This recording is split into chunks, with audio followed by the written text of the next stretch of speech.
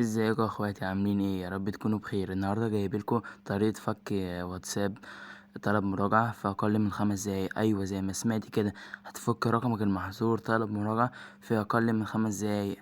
تعالوا كده ركزوا معانا، لازم تتابع الشرح عشان تعرف تفك رقمك. ما تقوليش ده مش تفك وبتاع، لا، ركز في الشرح كده حلو عشان تعرف تفك رقمك في اقل من 5 دقايق. بصوا، هنخش على نسخه واتساب. بصوا يا اخواتي، ركز معايا كده. هنا ده الرقم المحظور، هندوس التالي قدامك كده. بص، ركز كده معايا واحدة واحدة.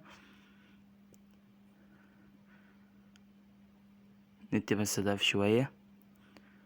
يا ريت بقى تقدرني وتشترك في قناة اليوتيوب، عايزين نوصل 1000 مشترك في أسرع وقت يا اخواتي.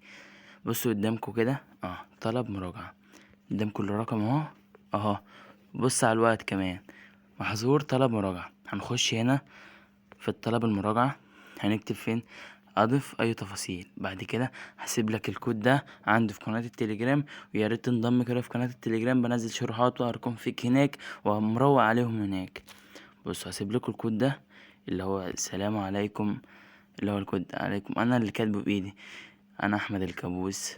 الكود ده حرفيا نار يا اخواتي. بعد كده هندوس ارسال. بس كده؟ لا، مش بس كده، ركز كده معايا. هنا جابلك التحقق من حالة المراجعة. بص كده معايا. بصوا، هسيبلكوا النسخة دي، نسخة توثيق أرقام هسيبها لك. نسخة التوثيق ديت عندي في قناة التليجرام، هسيبلك لينك قناة التليجرام تحت في الوصف. بصوا، ده هنحط هنا الرقم المحظور طلب مراجعة، وبعد كده هندوس التالي. هنخش بقى ايه، هندوس فريق الدعم، وبعد كده هنحط اللي هو الكلام ده، هسيبهولك عندي في قناة التليجرام برضه.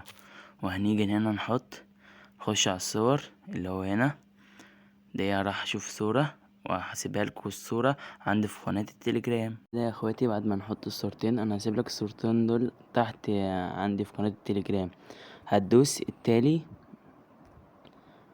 سيبها هتحمل معاك شوية. بعد كده هتجيبك هنا، هتدوس اللي هي تحت دي، هذا لا يوجب على سؤالي. هتدوس عليها كده، هتجيب لك الخانة ديت، تسيبها تحمل.